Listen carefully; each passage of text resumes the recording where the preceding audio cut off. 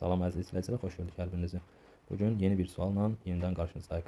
Baxaq sualımıza. Bizə deyir ki, ABCD düzbucaq trapeziyasında A təpə nöqtəsi 1/4 dairənin mərkəzidir. 1/4 dairəmiz deyir CB tərəfinə, yəni Y nöqtəsində toxunur. CY-ni bizə verib 2-dir məsafəmiz. YB məsafəmiz 8 sm olarsa deyir, yuxarıda verilənlərə görə rənglənmiş hissənin sahəsini soruşur bizə. Demək, biz A nöqtəsi ilə Y nöqtəsini birləşdirsək, burada bir radiusumuz əmələ gəlmiş olur və radius toxunanlar nə olmuş olur? Perpendikulyar olmuş olur. Sonra biz C nöqtəsi ilə A nöqtəsini birləşdirsək və biz bilirik ki, DC toxunanı ilə CY toxunanı bir-birinə nə olmuş olur? Bərabər olmuş olur. Onda CD-imizdə nə olmuş olur? 2 olmuş olur.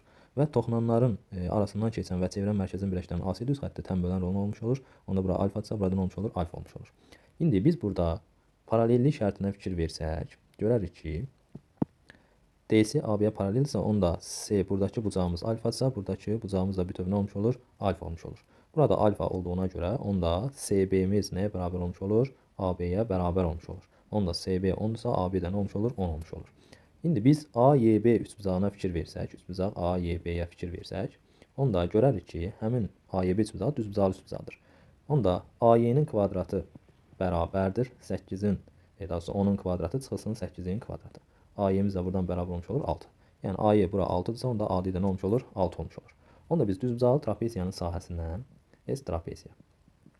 Trapeziyanın sahəsi bilir ki, oturacaqları cəmi böl 2 vurulsun H-dır. Yəni H-mız nədir? 6-dır. Bərabərdir. Trapeziyanın sahəsini hesablasaq olur 36. İndi biz trapeziyanın sahəsindən 1/4 dairənin sahəsini çıxmalıyıq ki, bizə nəyi versin? Rənglənmiş hissəni versin.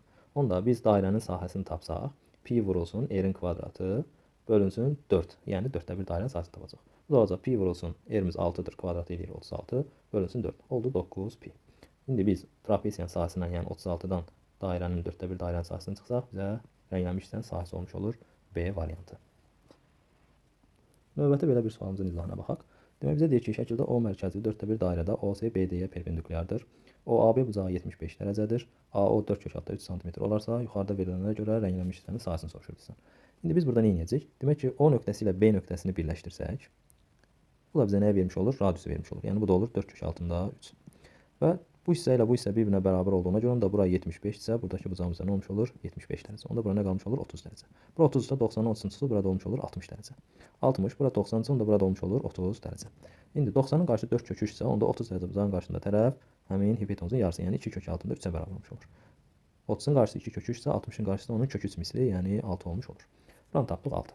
İndi AO məsafəsi 4 kök 3 isə, onda bizə, yəni OC məsafəsi də nə olmuş olur? 4 kök 3 olmuş olur. Burada olur 2 kök altında 3. Bu hissələri bildik. İndi burada fikir versək, OBC-yə fikir versək, bu sektor, yəni 60 dərəcəli sektorun, yəni sahəsini tapmış olarıq burada. Onda biz sektorun sahəsindən OBD üçbucağının sahəsini çıxsaq, bizə nəyə vermiş olar? Rənglənmiş hissənin sahəsini vermiş olar. Onda biz sektorun sahəsini tapsaq, sektorun sahəsi bilirik ki, pi vurulsun R kvadratı vurulsun alfa bölünsün 360 dərəcədir. Gətirib yerinə yazsaq, olacaq pi vurulsun R-miz 4 kök 3-dür, kvadrat edir 48, alfamız 60-dır, bölünsün 360 dərəcə. 60 ilə 360 keçsə burada 6, 48 6 bölsək olar 8 pi. İndi gəldik üçbucağın sahəsini tapmağa. S üçbucaq. Üçbucaqda da katetlərimiz 6 və 2 kök 3-dür, bir-birinə vurub bölürük 2 ilə. Bu da olur 6 kök altında 3.